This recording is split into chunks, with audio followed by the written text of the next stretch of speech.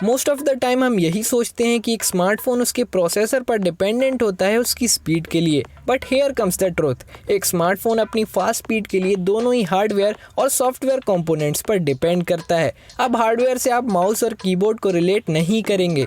यहाँ पर प्रोसेसिंग के लिए हार्डवेयर्स होंगे रैम और प्रोसेसर अरे यही तो सारा खेल है स्मार्टफोन प्रोसेसिंग का, है ना। लेट मी टेल यू कि आप सभी गलत हैं यार। अभी तो मैंने बताया कि इसके लिए दोनों हार्डवेयर और सॉफ्टवेयर कंपोनेंट्स को एक साथ ही वर्क करना पड़ता है। हार्डवेयर कंपोनेंट्स तो मैंने आपको बता दिए, पर इसके सॉफ्टवेयर कंपोनेंट्स क्या हैं ये आपको गैस करना है। आगे वीडियो में मैं इसके बारे में बात करूंगा। वेल, आपने क्या गैस किया है मुझे कमेंट्स पर बताना मत भूलना।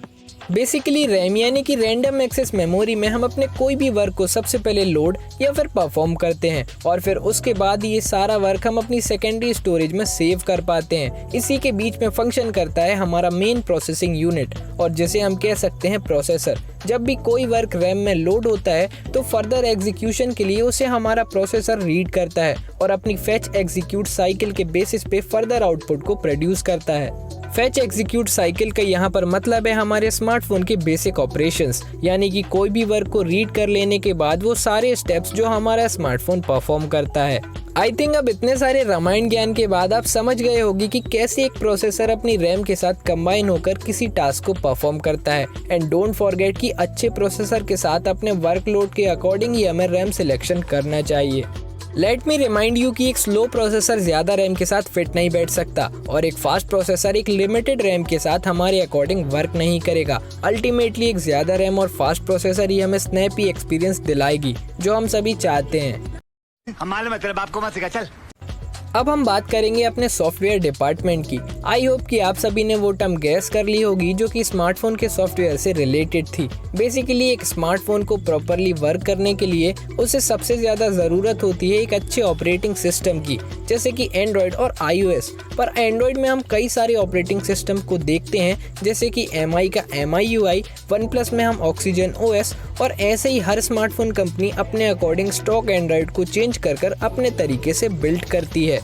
यहाँ पर सॉफ्टवेयर बिल्डिंग अपने अपने तरीके से करने की वजह से इन सारे सॉफ्टवेयर्स में बहुत सारे डिफरेंसेस देखने को मिल जाते हैं और कुछ ऑपरेटिंग सॉफ्टवेयर्स में ये डिफरेंसेस बहुत हैवी भी हो जाते हैं।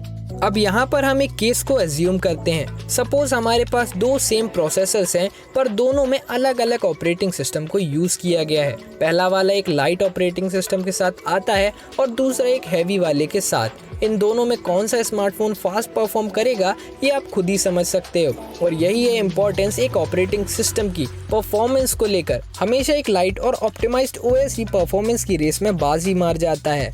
Lastly let me tell you some steps जिनकी वजह से आप अपने स्मार्टफोन की परफॉर्मेंस को बूस्ट कर सकते हो। और हाँ, थैंक यू मत बोलना।